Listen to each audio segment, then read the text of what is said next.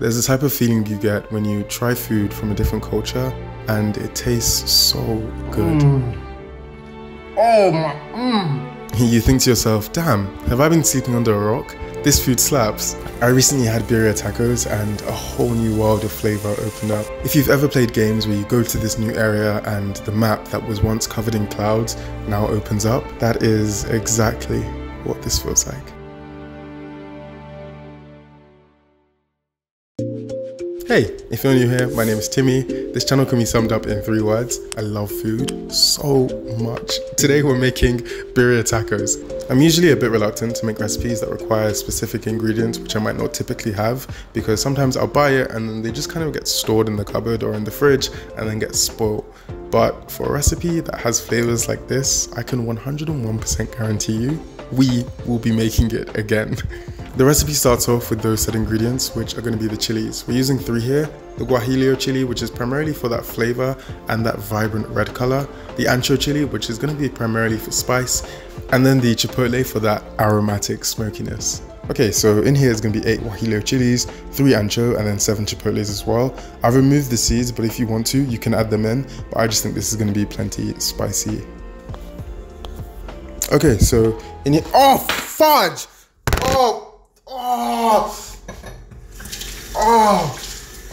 Where's my, I can't see, I can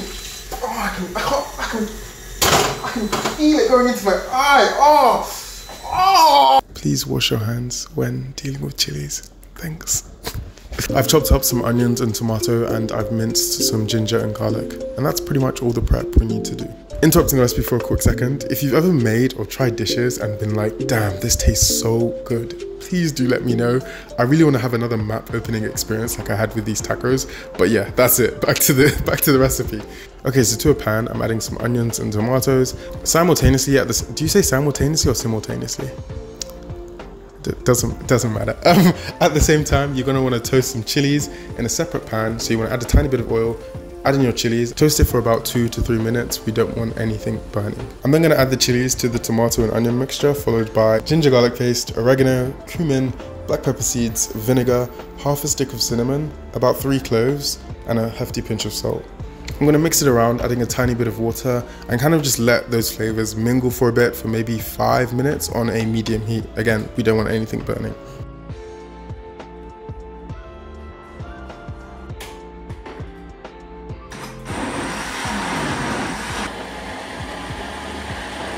Now onto the meat. I've gone for brisket here. I've seen some recipes use short rib, but I really want to try using goat. Imagine like a goat taco. Oh! Tastes so good. I also want to say that I've dry-brined my brisket, which is just to say that I've salted it in advance and put it in the fridge overnight. If you don't have time for this, you can just salt it on the same day. I'm going to add some oil into a pan on high heat, just sear my beef just to get some nice browning, which is going to lead to more flavor down the line. We're also going to get fond in the bottom of our pan, so when we add the sauce and everything comes in, it's going to boost that flavor profile just a tiny bit more. Remove the brisket from the pan, add a tiny bit more oil, and I'm gonna fry my sauce for about 2 minutes. Be careful though, because the oil is gonna react with the water in the sauce, and so it's gonna kind of splatter at you. So just make sure you have a lid at the ready to kind of shut it up if something tries to talk back to you. Does that make sense? After that chili blend has kind of fried for a bit, reintroduce your beef. I've kind of cut mine up just so it fits in my pan a bit better, and then get some water and swish it in your blender, and then pour that over the top. Bring it up to a high heat, and then when it starts boiling, you can put the lid on, a jar like this, not fully covered, and then lower the heat to low. I've also added in some bay leaves as well, by the way. I think it's going to take 3 hours, but just until it's fork tender, so when you can get 2 forks and gently pull it apart.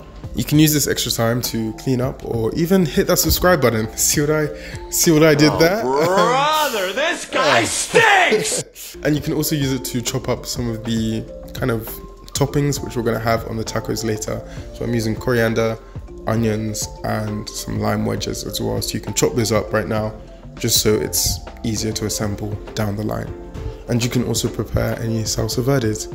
So once your meat has finished braising, you can remove it from the liquid and chop. I'm also going to strain the liquid just so we get a nice clean consomme which doesn't have any of these bits in it. And you can put this liquid in the fridge just so it's easier to remove the fat. I didn't really have time for that, so I just kind of skimmed it off the top as it's cooking. Into a pan, add this fat, your corn tortillas, some meat and some cheese, fold it over and kind of fry until you get some nice charred bits.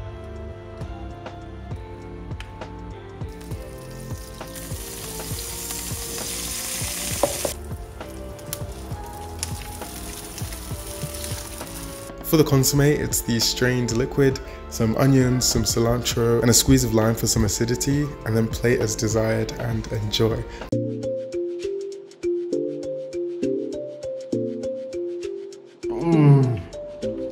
Oh my,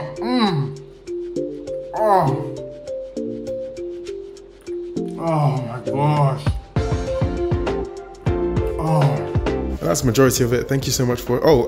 If you want to see more of my stuff, more so short form content, check out my Instagram, TikTok, also YouTube Shorts. There's more stuff there which you might be interested in. That's pretty much it. Again, once again, thank you so much for watching up to this far. I really do appreciate it, and I will see you guys in the next video. Peace. Betty Butter bought some butter because a bit of better butter. Betty Butter bought some butter because I want to say that I've dry-brined my biscuit. I also want to say that I've dry-brined my brisket. Brined and brisket. I also want to say that I've dry-brined my